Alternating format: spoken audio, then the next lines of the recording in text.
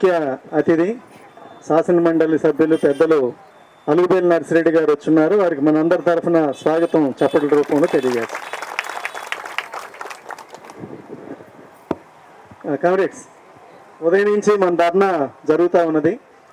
సరే, మనకు 3 గంటల వరకు ఇక్కడ పర్మిషన్ ఉన్నది. నర్సిరెడ్డి గారికి మన డిమాండ్లన్నీ ఆల్రెడీ తెలుసు. శాసన మండలిలో కూడా 5 రోజుల క్రితం శాసన మండలిలో మన కాంట్రాక్టు అవుట్సోర్సింగ్ ఉద్యోగుల వేతనాల పెంపు, ఉద్యోగ భద్రత, అలాగే రెన్యువల్స్ పునరుద్ధరణ, చట్టబద్ధ సౌకర్యాలు, వీటన్నింటి మీద వారు మాట్లాడడం జరిగింది. ఆ మాట్లాడిన విషయాలు కూడా సోషల్ మీడియాలో కూడా వైరల్ అయినాయి. అయినా మనం ఈరోజు అసెంబ్లీ జరుగుతున్నటువంటి సందర్భంలో ఈ కార్యక్రమం పెట్టి వారు హాజరు కావాలని చెప్పి మనం కోరినాం. మన రిక్వెస్ట్ మేరకు వారు కూడా ఇప్పుడు కౌన్సిల్ నడుస్తున్నది, మధ్యలో దొరికినటువంటి 5 నిమిషాలు సర్దుబాటు చేసుకుని వారు ఇక్కడికి హాజరయ్యారు. మరొకసారి వారికి ప్రత్యేకమైనటువంటి ధన్యవాదాలు తెలియజేస్తా ఉన్నాం. సార్, కాంగ్రెస్ డిమాండ్ల గురించి మనం 11 నుంచి మాట్లాడుకుంటా ఉన్నాం. తెలంగాణ 2వ PRC వెంటనే ప్రకటించాలి. అదేవిధంగా ఆ రోజు నుండే ఏదైతే గతంలో GO 60 కాంట్రాక్ట్ అవుట్సోర్సింగ్ ఉద్యోగులకి 2021లో వచ్చిందో అదే మాదిరిగా ఇప్పుడు కూడా తెలంగాణ 2వ PRC అమలైన డేట్ నుంచే మనందరికి కూడా వేతనాలు పెంచాలి. ఆ GO 60 కాకుండా ఇప్పుడు ఏమిస్తారో ఆ GO సవరించాలని చెప్పి మనం కోరుతా ఉన్నాం. ఇది చాలా ముఖ్యమైనటువంటి డిమాండ్. మిగతా డిమాండ్స్ అన్నీ ఉన్నాయి. అనుభవజ్ఞులు ఉపాధ్యాయ ఫెడరేషన్లో రాష్ట్ర అధ్యక్షులుగా UTFకి పనిచేశారు. ఇప్పుడు కూడా సీనియర్ నాయకులుగా ఉన్నారు. అందుకని మనం ఈ పోరాటాన్ని ఈరోజు ధర్నాతో మొదలుపెట్టి ఎట్టి పరిస్థితుల్లోనైనా PRC ప్రకటించే వరకు మనం గతం నుంచి సాంప్రదాయం ఉమ్మడి రాష్ట్రంలో ఉన్నది. అదేవిధంగా తెలంగాణ రాష్ట్రం వచ్చినటువంటి 10 ఏళ్లలో కూడా అదే పద్ధతిలో మనం కృషి చేసాం. ఉమ్మడి రాష్ట్రంలో GO 3 కాంట్రాక్ట్ ఉద్యోగుల కోసం మనం కొట్లాడి సాధించినాం. అలాగే GO 10 కూడా అదే పద్ధతిలో. తెలంగాణ వచ్చినాక GO 11 అంటే అప్పుడు 1వ అనాలి, కానీ అది 11గా ఉన్నది. అది కూడా అట్లనే సాధించాం. ఇప్పుడు ఈ 2వ PRCలో కూడా మనం సాధించుకోవాల్సిన అవసరం ఉన్నది. అయితే భాస్కర్ గారు చాలా విలువైన విషయాలు చెప్పారు. కాంట్రాక్ట్ అవుట్సోర్సింగ్ వ్యవస్థ అనేది 1,40,000 మంది వ్యవస్థ. ఇది 50,000 సుమారుగా కాంట్రాక్ట్ ఉద్యోగులు ఉన్నారు 42 శాఖల్లో. అదేవిధంగా అవుట్సోర్సింగ్ 90,000 మంది ఉన్నారు. మనం మొదటి నుంచి ఉమ్మడి రాష్ట్రం నుంచి ఇది కాంట్రాక్ట్ అవుట్సోర్సింగ్ ఫెడరేషన్గానే నడుపుతూ ఉన్నాం. దాని అర్థం మిగతా అనేక యూనియన్లు ఉన్నాయి, అసోసియేషన్లు ఉన్నాయి. అవన్నీ ఫెడరేషన్ అనేటటువంటిది ఒక యూనియన్ అనే మాదిరిగా కాకుండా అందరినీ కలిపి ఐక్యంగా ఉంచి ఒక అంబరెల్లా గొడుగు లెక్క పనిచేస్తూ ఉన్నది.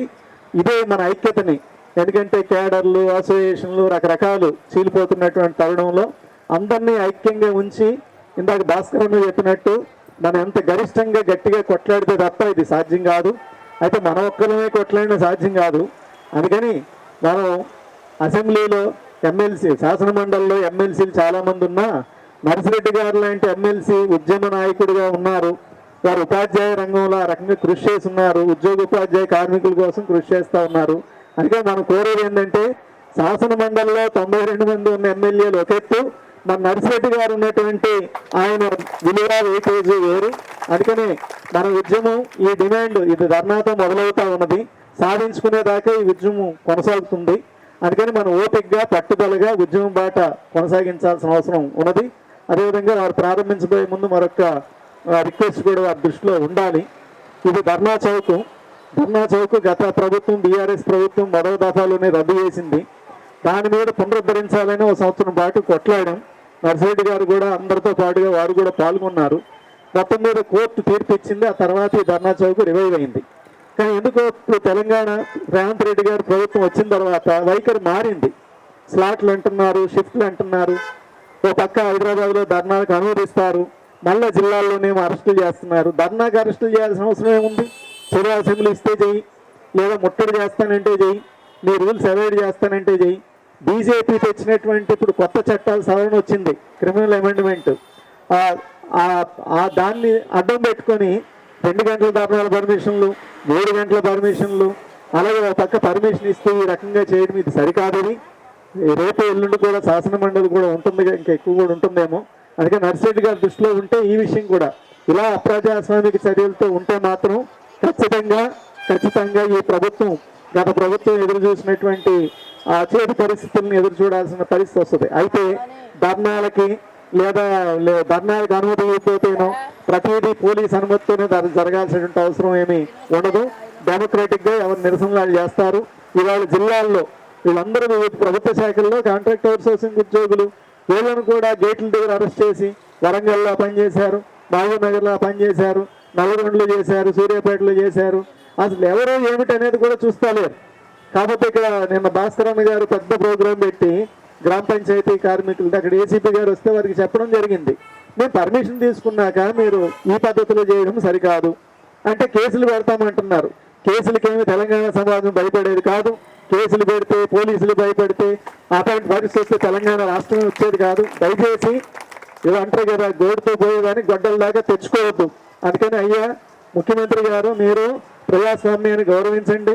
ప్రజాపాలన అన్నారు, మీరు అక్కడ ఏ గడీలు పగలగొట్టామన్నారు. గత ముఖ్యమంత్రి గారు పెట్టినటువంటి అదేం భవన్ అది, ఇప్పుడు ప్రజాభవనం, అప్పుడు ప్రగతి భవనం గేట్లు పగలగొట్టినామని చెప్పి ఘనంగా డిసెంబర్ 3వ తారీఖునే ముఖ్యమంత్రి గారు చెప్పాడు. చాలా సంతోషం. ప్రజాస్వామ్యం కావాలనే మేము కోరుకుంటా ఉన్నాం ఫెడరేషన్గా. కానీ ఇప్పుడు చెప్తున్నది ఏమిటి అని అంటే, మీరు ధర్నా చేస్తే నేను భయపడా, అయితే అది బహిరంగంగా ఇంకా చెప్పట్లేదు.